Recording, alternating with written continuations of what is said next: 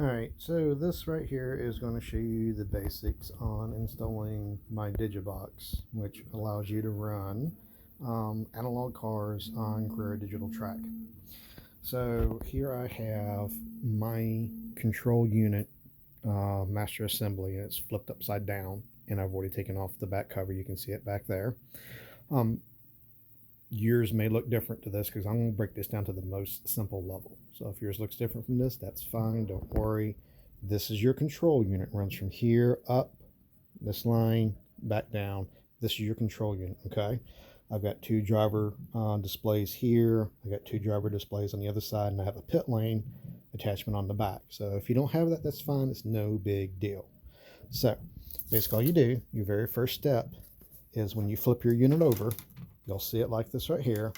You undo these screws all the way around, take them out, and then beneath this sticker, there is one hex head screw that you have to pull off. You pull off that hex head screw, and then this unit comes off. It voids your warranty. So you want to make sure that you've had your unit, I don't think it's 90 days, maybe a year, but you're not going to do anything that's going to really mess with your warranty. So now, if you're like me and you have driver displays attached to your control unit, you're going to want to make a path for your wiring, and I'll get into that here in another video. So as you can see, I've already cut my wires. You have off your control unit main board, you'll have a red and a black that comes off, and they were one piece going all the way up here to your first track. And then they had on the same wire taps, or these same track taps, they had a red and black wire, which is these right here, that were connected to go power your second lane. Okay, so what you do is you cut these in half. You cut these in half for one reason. It gives you half the line here that goes to the board. You've got half the line here that goes to your lane 1 track.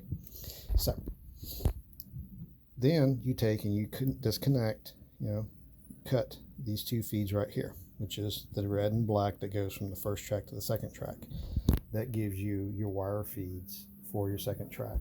So now you have your positive and negative feed from the control board that will go to the Digibox.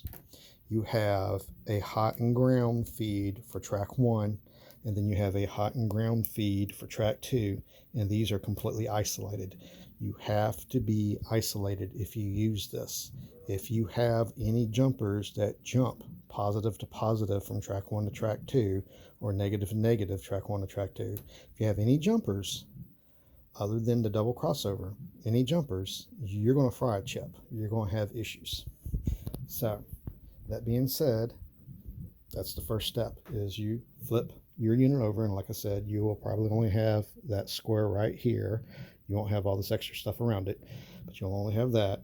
You flip it over, take your cover off, make one cut here, one cut there, two cuts. You want to cut this as close as you can to this right here.